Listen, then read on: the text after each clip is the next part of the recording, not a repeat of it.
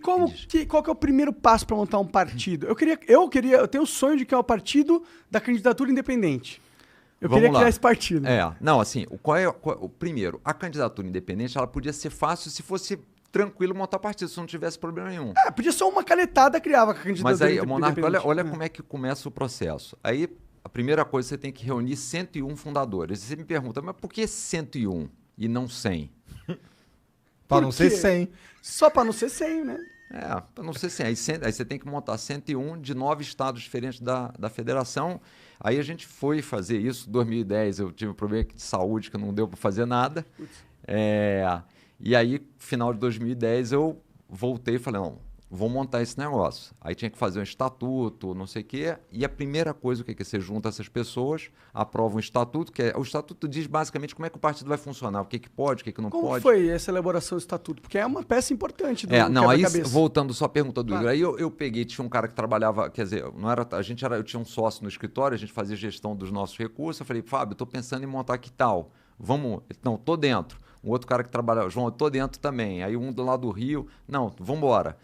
Aí o estatuto, eu fiz o seguinte, fui ler, me indicaram um advogado, que na verdade eu já conhecia, que tinha trabalhado lá para a gente no banco, chamei, vocês conhecem? Não, a gente conhece um pouco, podemos fazer. Aí eu entrei na internet e baixei o estatuto do DEM, do PSDB, do PT, desses maiores, e comecei a dar uma lida, né?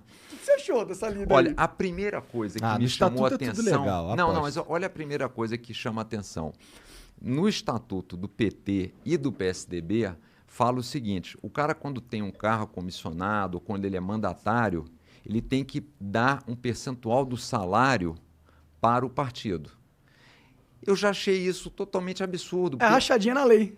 Exato, e olha só, se você é um partido, você quer que tenha o quê? Que tenha um monte de gente com carro comissionado, ganhando o maior salário possível. Eu falei, os partidos já nascem com um conceito totalmente contra o cidadão. Devia ser ilegal esse estatuto, inclusive. É um estatuto que deveria ser ilegal. Você não pode ter no estatuto que o cara tem que dar dinheiro pro partido. É isso, mas tá lá escrito. E assim, e não é só que o cara dá, ele assina um compromisso, faz débito na conta. O cara recebe o salário, débito na conta já 10%, 15% já vai pro partido. Entendeu? O sistema tá todo podre, né? Então, assim, as leis são todas podres. Cara. Aí eu comecei a ver os estatutos, a gente começou a ler e falou, a gente tem que tentar ir fazendo algumas coisas diferentes. Aí a primeira coisa, que nem estava no estatuto, mas a gente já começou a pensar na época, falou, não dá para usar dinheiro público, né? Porque qual que é o conceito por trás de qualquer coisa? Se ninguém gosta do seu programa, ninguém assiste. Se ninguém assiste, ninguém faz propaganda aqui, não tem patrocinador. Se não tem patrocinador, você vai morrer de fome e o programa fecha. Então, de duas uma, você fecha o programa, você melhora o programa. Sim. Tá certo? Essa deveria ser a lógica no partido, tá certo? Se ninguém gosta desse partido, ninguém dá dinheiro para ele, o partido fecha. Aí fica, mas o Brasil tem 30 e poucos partidos. Claro, 30 e poucos partidos recebem dinheiro público, quem é que vai fechar? Imagina você montou 50 restaurantes e fala, todo restaurante vai ter dinheiro público. Ele falou, quem montar restaurante vai ter dinheiro público. Vai ter, garantia de sucesso. Vai ter 50 milhões de restaurantes. Não interessa se trata bem, se faz comida boa, se recebe tem gente para comer. Se tem gente para comer, vou montar restaurante. Tá certo? Então, assim, essa lógica está totalmente errada. Então, a primeira coisa, por exemplo, no Brasil, tinha que acabar dinheiro público, era a forma de diminuir a quantidade de partidos. Mas aí, voltando, então, falei, primeira coisa, junta as pessoas. Faz o estatuto, aí, olha que interessante, aí você tem que publicar o estatuto no Diário Oficial, né? Você precisa publicar para você tirar o CNPJ. Aí, quando a gente vai no Diário Oficial, o cara falou, olha, para publicar eu preciso do CNPJ. Eu falei, mas eu só consigo o CNPJ se eu publicar. Não, mas só podemos publicar se tiver o CNPJ da empresa. Então, aí conseguimos, o advogado explicou, depois de uma luta, eles publicaram. Aí, com a publicação, a gente tirou o CNPJ. Que doideira, que doideira. Que pariu, cara. Aí, agora eu vou tentar abrir uma conta corrente. Porque o partido precisava ter uma sede, precisa ter uma conta corrente no banco. Aí você vai nos bancos públicos, não dá para abrir, só depois do registro. E os bancos privados, com partido político já não quer abrir, não dá, é complicado. Caralho, e esse cara é o João Amoedo, que trabalhava no Unibanco, né? E diziam que o partido era do Itaú. Né? Tem muita já, o partido do Itaú. Aí você vai lá no Itaú, conta corrente para você. Põe no teu cu. Mas só para abrir uma conta, a gente não vai fazer nada, só para pagar umas continhas ali, o negócio. Não pode. E aí começamos a pior etapa, que é onde o Bolsonaro não conseguiu avançar, que é coletar as fichas de apoio, né? Como é que é a história da ficha de apoio? Você tem que ter uma fichinha que você assina na rua, você aborda as pessoas e fala, ó, você topa que a gente cria um partido? Você vê que já não é um discurso fácil, porque o cara, partido político, Deus me livre. Mas você tinha que ter 500 mil fichas dos caras dizendo que apoiavam a criação do partido, com o nome do cara, o título de eleitor. Nossa. Imagina. E aí depois que você... E a assinatura. Pode ser digital isso. Não pode ser digital.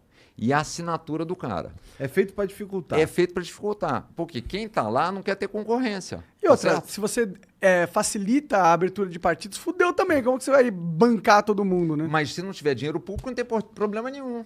Tá certo? Você mata as duas coisas. Então o que os caras fazem? Duas coisas erradas. Eles dão dinheiro público, aí dado que deram dinheiro público, vamos dificultar. Então é um erro para compensar o outro erro. Agora, só que aí vai piorando. Você pega as assinaturas. Aí que você pega as assinaturas, você tem que mandar para os cartórios eleitorais para eles validarem.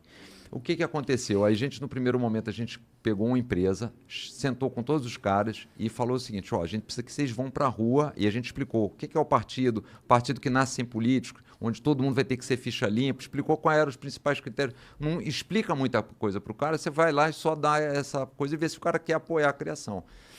Aí a gente recebeu as fichas dessa empresa que a gente tinha contratado, mandamos para os cartórios eleitorais. Aí os caras começaram a ver, algumas fichas não batiam. Entendi. Aí não batiam as fichas, um ou outro eles ligavam para a pessoa, o cara falava, não assinei isso aí não, essa não é minha assinatura.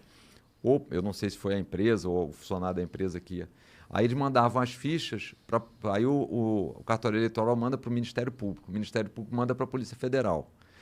Nós fundamos o partido no início de junho de 2011. Em meados de 2011 eu estava viajando, aí recebi um telefonema dos advogados, falou, João, vai ter que prestar uns depoimentos lá na Polícia Federal, porque estão dizendo que o partido falsificou a assinatura. A minha esposa estava do meu lado e falou, João, vamos desistir. A gente está fazendo um esforço danado para tentar melhorar o Brasil. Você está tendo que dar depoimento agora na Polícia Federal para um negócio que você está querendo só ajudar. Mas o fato é o seguinte, eu sou daquela tese de que quando tem desafio eu fico mais animado. Eu falei, não, vou...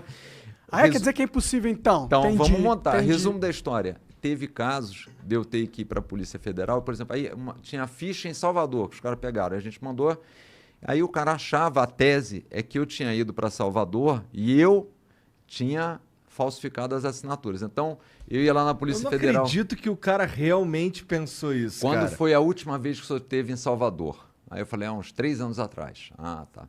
E aí, sem mentir, tinha uma frase lá, eu me lembro, eu voltei à escola lá quando você estava melhorando a caligrafia, né? Falou, então escreve aqui 50 vezes essa frase. Eu escrevia 50 vezes a frase para comparar se a minha letra era a letra que estava na ficha. Pode crer, eles fizeram toda uma perícia. Então, agora teve casos, por exemplo, aí eu fui na Polícia Federal no Rio, isso aqui em São Paulo, no Rio, o cara falou, quer dizer que vocês foram vítimas, né? Eu falei, fomos vítimas. Porque a empresa se comprometeu a fazer isso, a gente explicou e não fez. Aí a gente foi fazer um monte de outra coisa. A gente montou, pegou voluntários, foram treinados. Aí vocês foram fazer vocês mesmos a gente montou uma equipe dentro. Quantas pessoas tinha nessa equipe? Olha, a gente chegou a ter em São Paulo umas 200 pessoas coletando ficha e internamente umas 30 fazendo digitação. A gente montou um sistema de programa de computador, de software, para tentar... colocando alguns nomes, a gente tentar pegar todos os nomes, porque tinha uma base de dados do TSE que eles disponibilizam. E aí checar com um pedaço do seu nome, achar o seu nome todo, para achar o título de eleitor. Então, assim, foi uma tarefa... descomunal, imagino. Foram 3 anos e meio fazendo isso. 3 anos e meio coletando assinatura. E a validação, você tinha que levar para os cartórios. Então, assim, o bom é que você coletou 3 anos atrás, uma assinatura validou, está validado. Foda-se, não tem como desvalidar. Não, esse é o problema, Monark. Sabe? E por isso ficou mais difícil montar partido. Caralho. A gente demorou 3 anos e meio. A legislação mudou e agora a assinatura só vale por 2 anos. Então, por exemplo, o Bolsonaro, que sei lá, há 1 ano e meio atrás, 1 ano e 8 meses, final de 2019, coletou algumas assinaturas, quando chegar final de 2021, início de 2022, caducou. E aí tem ele que começar a de novo. popularidade de novo, para conseguir a assinatura de novo, fudeu. E aí, depois que a gente coletou todas as assinaturas, você tem que consolidar tudo. A gente entregou no TSE em maio de 2014. A gente entregou as assinaturas, as atas, os diretórios montados, toda a papelada que tinha. Os caras demoraram até setembro de 2015. 1 ano e pouco. Eu falei, bom, isso vai demorar uns 3 meses, porque é só um checklist, né? Assinatura está aqui, diretório está aqui, a ata está aqui, a publicação está aqui. Ficaram de março a 15 meses. De maio, junho até setembro. Sentados. Era só apertar os botões. Sentados. Aí vai para julgamento no TSE, aí a gente, depois do terceiro julgamento no TSE, a gente foi 3 vezes para Brasília. Falou, isso aqui tem um negócio que tem que mudar. Aí a gente... E tanto é que, desde o início, assim, primeiro, vocês não vão conseguir as fichas. Eu ouvi isso várias vezes. Vocês não vão conseguir as fichas. Depois que a gente conseguiu as fichas, vocês não vão conseguir registrar o partido. E tinha umas horas que eu falava... Você acreditava? Eu acreditava, não vai dar. Porque, sim, foi de 2011 a 2015 trabalhando. E, ao mesmo tempo, você tinha que fazer os negócios nas mídias sociais, responder Fale Conosco. Assim. E cuidar da comunidade que você estava gerando, né? Que é o mais importante. Exato, né? que era só a burocracia ideias. Que tu estava Então, por isso é que no final eu estava já... Tava Pô, cansado. então quando vocês conseguiram, finalmente, deve ter sido festa lá no diretório. Foi uma festa. Tinha uma turma lá que estava no início que ajudou e pegando ficha, porque a turma chorava, né? Eu imagino. 4 anos trabalhando na parada. E como a gente teve que ir 3 vezes ao TSE, chegou uma hora que você começa a achar que, de fato, você não vai conseguir, né? Mas aquilo era só o início, né?